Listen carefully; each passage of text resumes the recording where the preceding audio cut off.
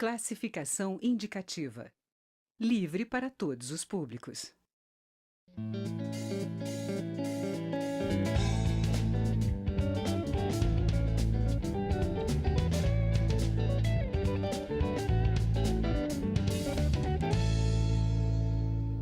Olá. Paulo Eduardo Lima Martins é do interior de São Paulo, mas foi no Paraná que ele construiu uma carreira como jornalista, comentarista de TV e depois político. Eleito com 118 mil votos, Paulo Martins, que é do PSC do Paraná, já foi suplente na Câmara em 2016. Agora, o parlamentar tem a missão de representar a legenda no plenário e no Colégio de Líderes, e assim orientar os deputados em votações e nortear as discussões. Como líder, Martins deseja unificar a bancada do PSC em torno das pautas que garantam maior liberdade econômica e menor intervenção do Estado. Ele é o entrevistado desta edição especial do Palavra Aberta com os líderes partidários.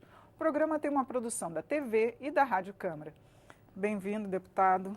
Tudo bem? Tudo bem. Bom, deputado, o senhor já assume como líder, né?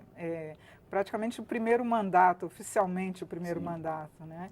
Queria que o senhor falasse um pouco da sua expectativa e também das propostas que a bancada vai apoiar.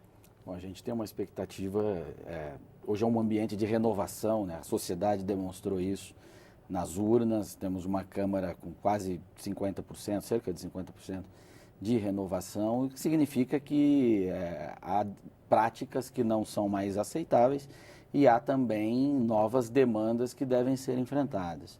A gente, agora como partido, uma bancada, apesar de ser uma bancada pequena, a minha intenção é de deixá-la bastante unida em torno de princípios, né? O PSC é um partido que, por exemplo, tem o princípio de defesa da vida, da liberdade do indivíduo, né? A defesa da vida é no sentido de sem a vida não há liberdade, então ela antecede isso. Diferente do que muita gente pensa, que olha, são conservadores, eles querem determinar o que as pessoas devem ser. Não, não, é o contrário. A gente quer que elas vivam, primeiramente. Né? E, enfim, ajudar também a enfrentar essas reformas que o país tanto precisa. Né?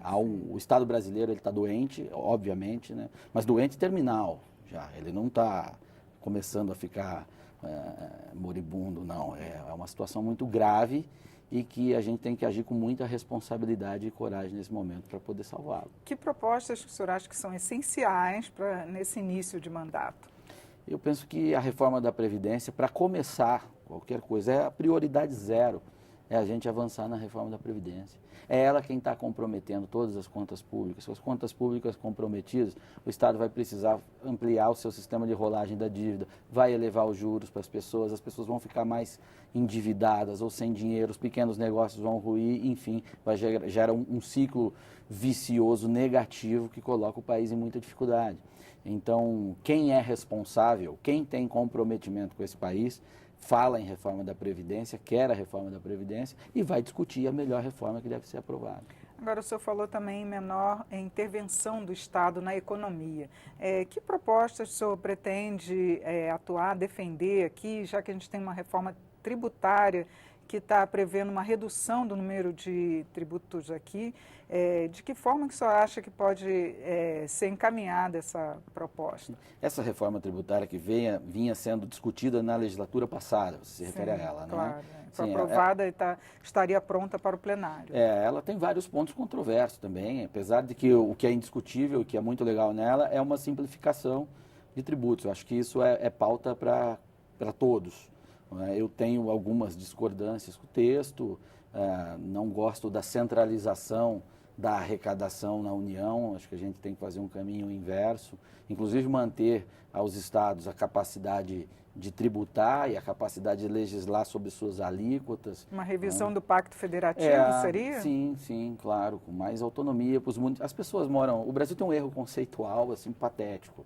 As pessoas moram no município. Eu não conheço uma só pessoa que mora na União. Se você conhecesse, por favor, me apresente, que eu sou curioso quanto a isso. Não, elas moram no município. Os problemas delas estão nos municípios. A riqueza é gerada no município, mas o dinheiro vem para a União com a ficção jurídica.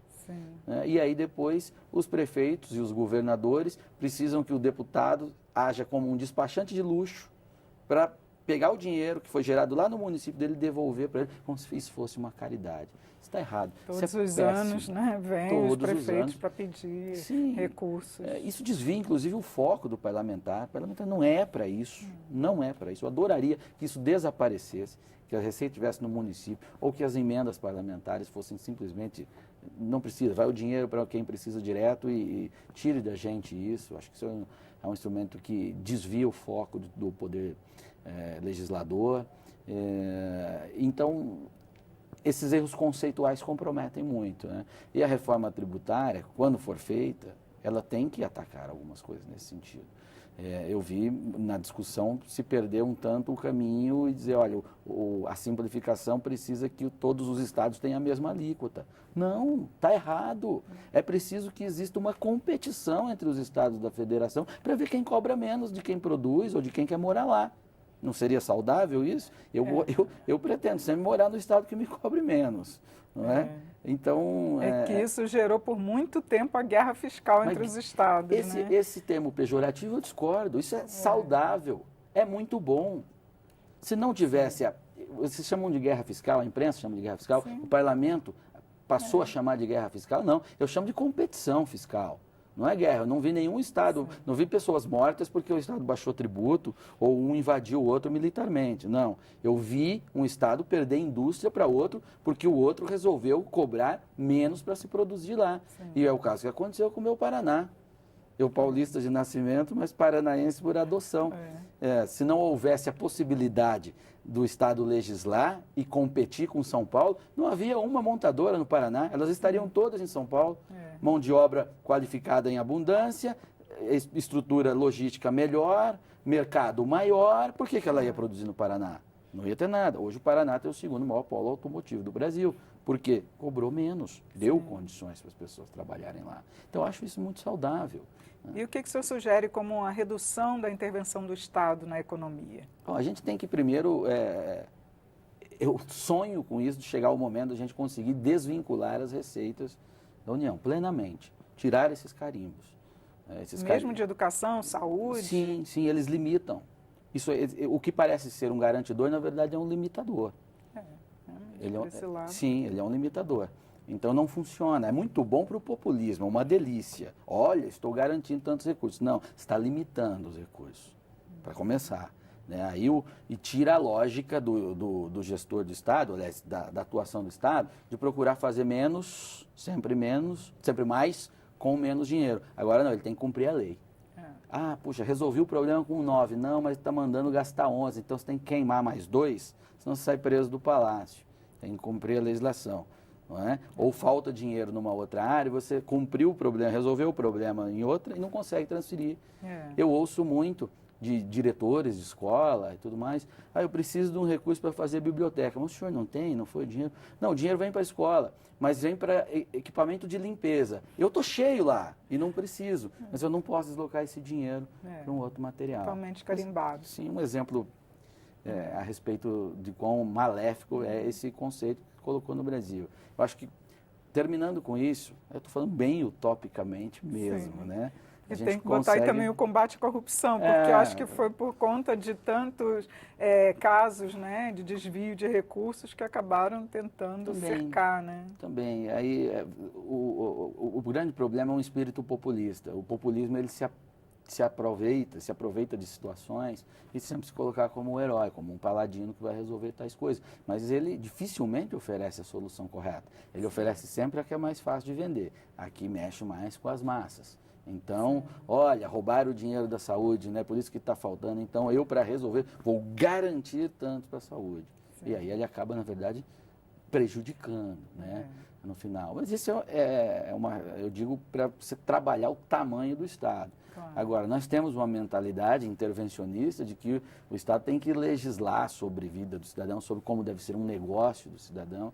Eu acho isso horroroso, isso trava, isso impõe capacidades de fiscalização ao Estado que ele não tem, aí gera mais burocracia, aí ele precisa tributar mais para poder sustentar a sua máquina de fiscalização. Uma bola e a gente de neve. tem esse Brasil.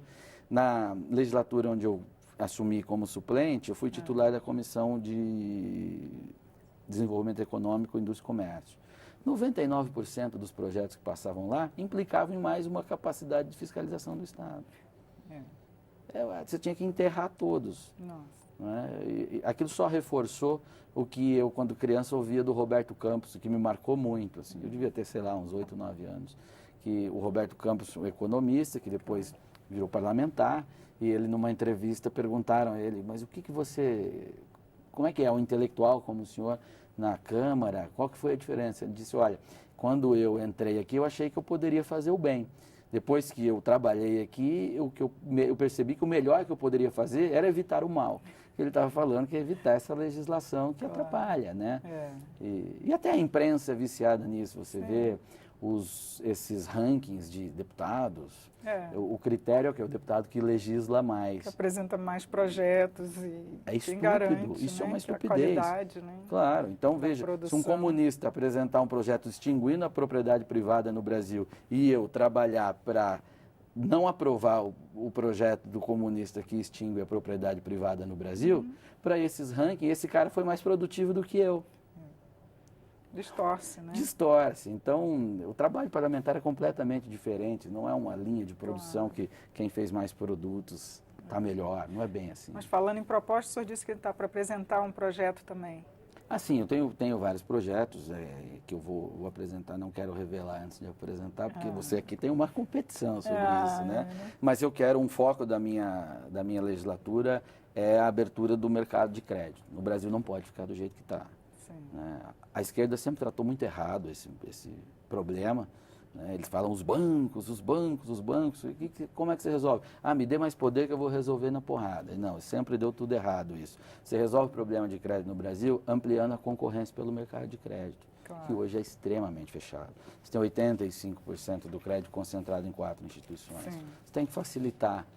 Aqui, nos Estados Unidos, tem mais de 5.000 instituições que trabalham com varejo de crédito. Tem bancos que atuam no âmbito do município. Aqui não, você tem 4 gigantescos só. Se você faz uma grande empresa de varejo, seja lá o que for, que você tem sobra de capital, você ou investe na própria empresa, ou distribui lucro, ou cai no sistema.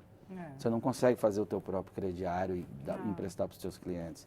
Você tem que ter essa liberdade, tem que tirar o dinheiro desses caras, dar opção para o dinheiro circular fora do sistema, porque eles criarem vergonha na cara e atuar de forma mais condizente com uma situação saudável para a economia. Né? É claro que eles não são só culpados, não é só maldade, tá? Tem uma série de coisas, de insegurança jurídica, recuperação do crédito quando ele quando o cliente não paga, enfim. Que também tem que ser levado em consideração. Então, mas eu quero atuar em tudo isso, poder sair daqui com um mínimo de um arcabouço legal que garanta liberdade e garantia.